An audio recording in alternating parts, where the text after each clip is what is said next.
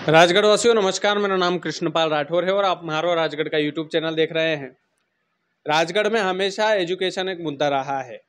शिक्षा के क्षेत्र में हमारा राजगढ़ जिला प्रदेश में सबसे आखिरी पायदान पर है। ऐसे में यदि राजगढ़ जिले की धरती पर कोई व्यक्ति अपना सब कुछ छोड़ कर के नीट की तैयारी का जो प्लेटफॉर्म है वो ब्यावरा जैसे छोटे शहर में खोल देता है, तो ये अपने आप में ब्यावरा के लिए भी उपलब्धि है और राजगढ़ के लोगों के लिए भी उपलब्धि है। अर्जुन आचार्य नाम का एक आशियाना ब्यावरा में है जो नीट की तैयारी करवाता है, और ये वीडियो इसलिए भी आपके लिए महत्वपूर्ण है क्योंकि लाखों रुपए की फीस भरनी पड़ती है जब हम बाहर जाते हैं। रहने का खर्चा अलग, खाने का खर्चा अलग।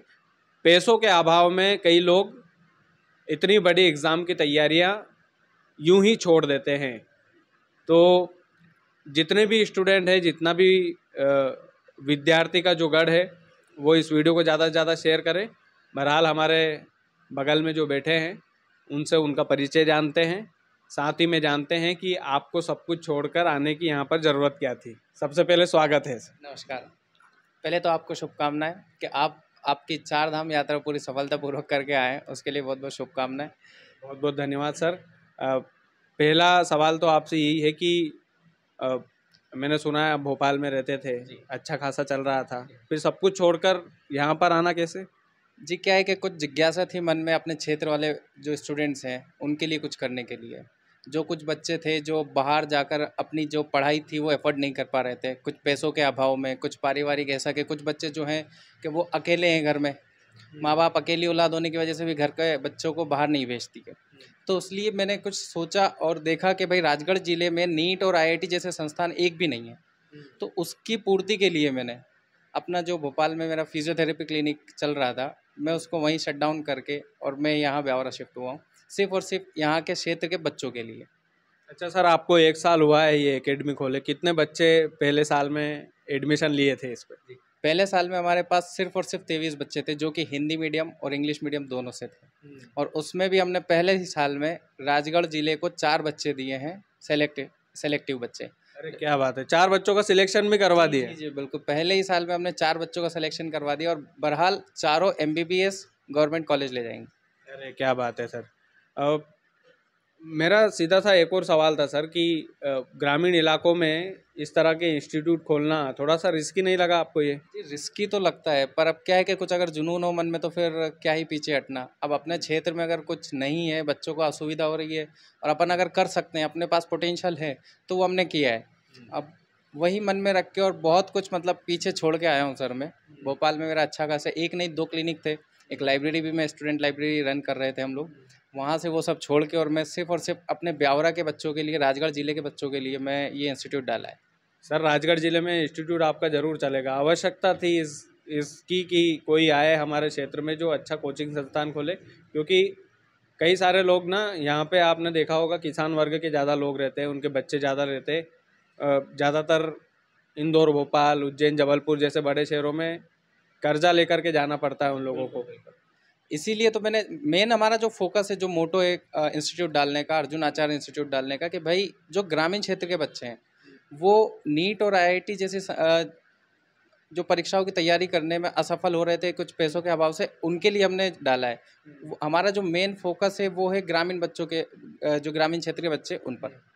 और जो शहर के बच्चे हैं जिनके पास पैसा है वो तो जाएंगे ही जाएंगे कोटा और इंदौर, वो तो यहाँ रुकेंगे ही नहीं, क्योंकि उनके पास पैसा है, उनके पास पोटेंशियल है, वो बाहर जा सकते हैं, एफर्ट कर सकते हैं बाहर की पढ़ाई। लेकिन जो ग्रामीण क्षेत्र के बच्चे, किसान परिवार से जो बच्चे आते हैं, जो मेहनत मजदूरी करके अपने बच्चों को पढ़ाते हैं, ऐसे माता पिता जो उनके बच्चों को बाहर नहीं भेज पाते, उनको हम ये शिक्षा प्रदान करते हैं और उनको कम से कम फीस में हम ये शिक्षा दे रहे हैं। अच्छा जी, हमारे पास यहाँ पर स्मार्ट क्लासेस है, बच्चों को हम फ्री लाइब्रेरी दे रहे हैं, जो डेली क्लासेस जो होती है, उसके बाद बच्चे क्या करते हैं कि घर चले जाते हैं, घर पे पढ़ाई नहीं हो पाती है। आप भी जानते हैं कि घर पे माहौल नहीं मिल पाता है, घर वाले कोई काम बता देंगे, दोस्तों के साथ घूमने निकल जाएंगे। तो जिन बच्चों में जुनून है, जिनके पास माहौल नहीं है, उनको हम वो माहौल भी दे रहे हैं, वो भी फ्री में दे रहे हैं। जो हमारे पास नीट के बच्चे हैं वो हमारे क्लासेस के बाद सीधा हमारे पास लाइब्रेरी है जिसकी हम कोई चार्ज नहीं लेते, फ्री लाइब्रेरी है। यहाँ बैठ के सुबह से शाम तक बच्चा पढ़ सकता है, और हमारे टीचर्स जो हैं वो भी सुबह से शाम तक यहाँ रहते हैं। मतलब कि जो बड़े शहरों में जो सुविधाएं आप देख कर आए हैं, सेम सुविधाएं यहाँ ब्यावरा में मिलेगी? बिल्कुल बिल्कुल, बड़े शहरों में तो लाइब्रेरी के चार्जेस लिए जाते हैं, हम तो लाइब्रेरी के चार्जेस भी नहीं ले रहे हैं। जहाँ 500 रुपये 1000 रुपये बच्चा महीने के देता है,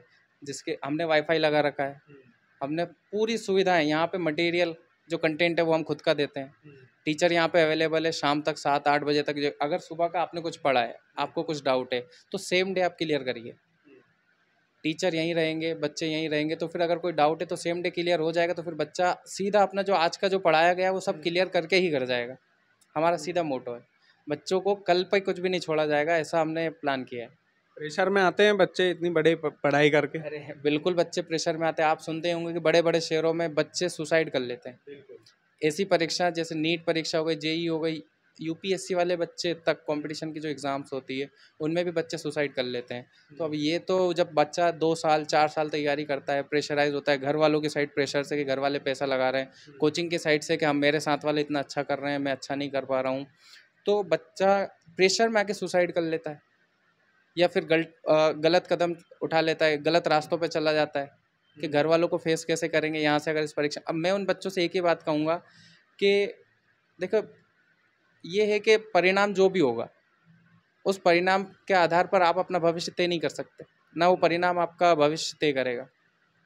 भाई कोशिश करो ना, चलो एक रास्ता बंद हो गया दूसरे पे चलेंगे, फेल हुआ है बच्चा कोई बात नहीं, उठो धूल झाड़ो, दूसरा प्लान बनाओ, दूसरा गोल बनाओ, वापस शुरू करेंगे, वापस लड़ेंगे, कुछ तो होगा, कुछ तो होगा। अब गलत कदम उठाने से होता क्या है, घर वाले परेशान, दोस्त लोग परेशान, पैसा जो लग गया वो लग गया। अब उसके अभाव में हम आकर अगर गलत कदम उठा रहे हैं तो क्या मतलब हो रहा है?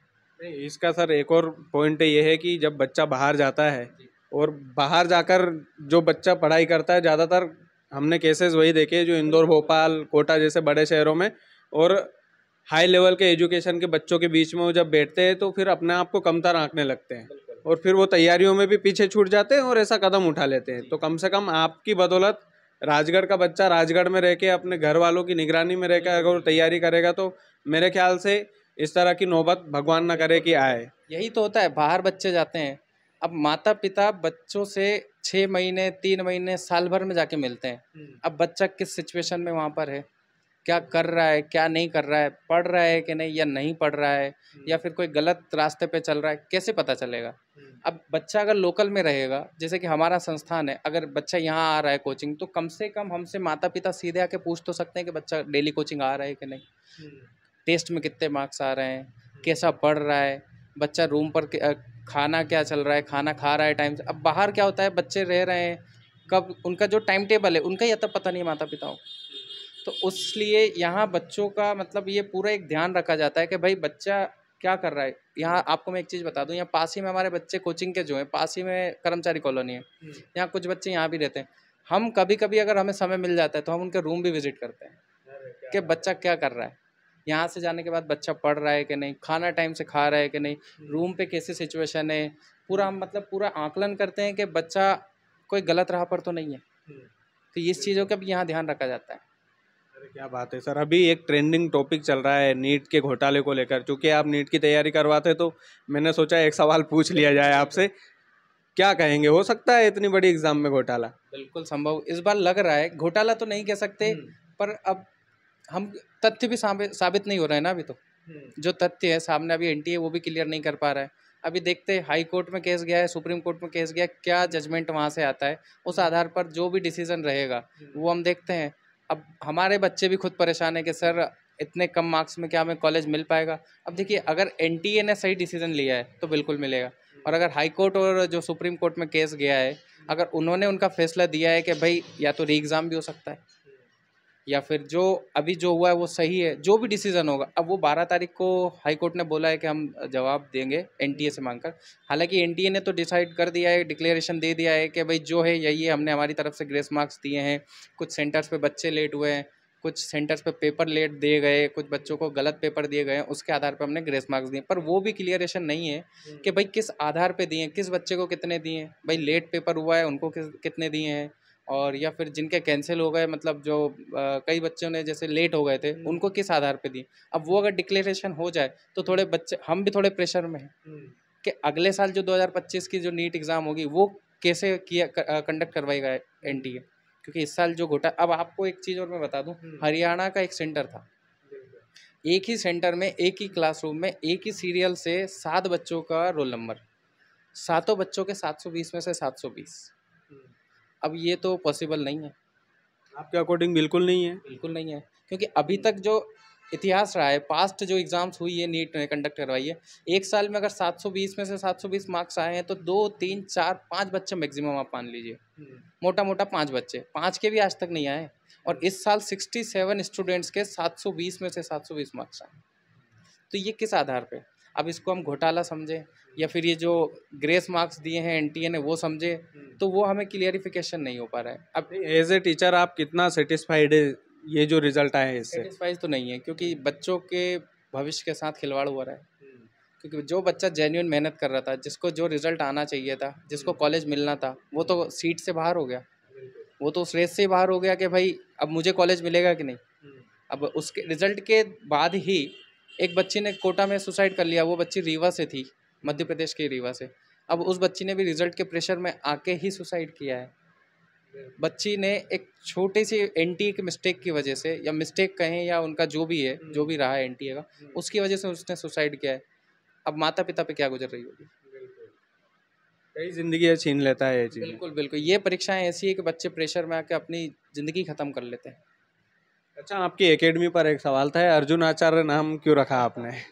इसके पीछे कोई खास रीज़न नहीं है, बस रीज़न ये है कि अर्जुन आचार्य। अब आप जानते हैं कि महाभारत में अर्जुन और उनके गुरु द्रोणाचार्य, तो उनके दोनों से हमने प्रेरित होकर दोनों का नाम हमने लिया है, अर्जुना और द्रोणाचार्य का आचार्य, तो वो हो गया हमारा अर्जुनाचार्य, मतलब गुरु और शिष्य एक साथ। क्या बात है सर, नाम यूनिक है। यूनिक है, बिल्कुल। बहुत बहुत शुक्रिया सर, और बहुत सारी शुभकामनाएं। आपने यहाँ पर इंस्टीट्यूट डाला, खास करके ग्रामीण अंचल के लोग आपका बहुत धन्यवाद देंगे। और ये जब वीडियो पहुँचेगा उन किसानों तक, उन किसान के बच्चों तक जो वाकई में तैयारी करना चाहते थे, दिल से कुछ करना चाहते थे, वो ज़रूर आपके ब्यावरा शहर में आएंगे, आपसे मिलेंगे।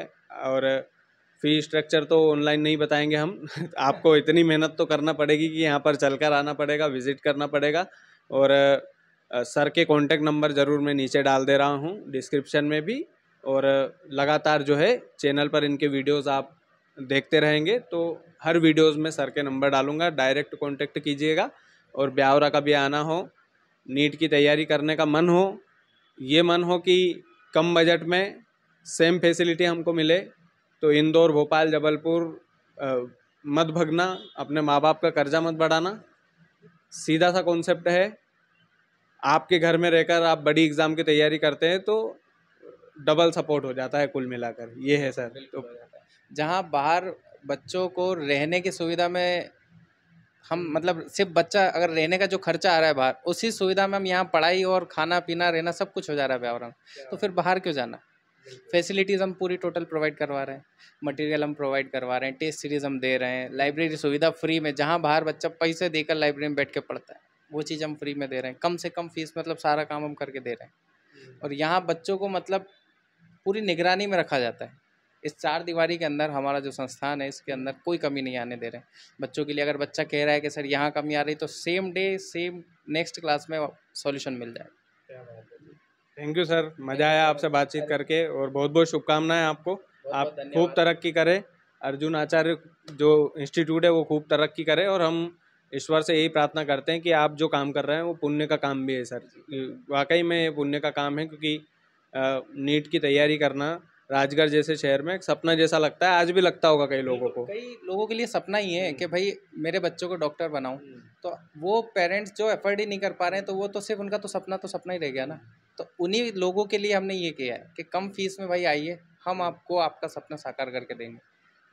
जी बिल्कुल सर, बहुत बहुत धन्यवाद। राजगढ़ वालों, वीडियो को ज़्यादा से ज़्यादा शेयर कीजिएगा, चैनल यदि आपने सब्सक्राइब नहीं किया तो प्लीज़ कर लीजिएगा। बहुत बहुत धन्यवाद।